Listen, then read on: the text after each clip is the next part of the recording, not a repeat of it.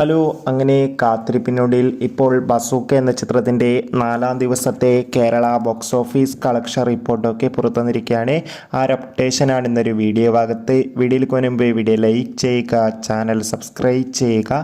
ഈ വരുന്ന മാർച്ച് മാസം ഇനി അങ്ങോട്ട് ധാരാളം ചിത്രങ്ങൾ OTT റിലീസ് ചെയ്യും. നമ്മുടെ ചാനൽ ഭാഗം പരിശോധിച്ചാൽ നിങ്ങൾക്ക് ആ വീഡിയോയ്ക്ക് കാണാൻ വേണ്ടി സാധിക്കുന്നതായിരിക്കും.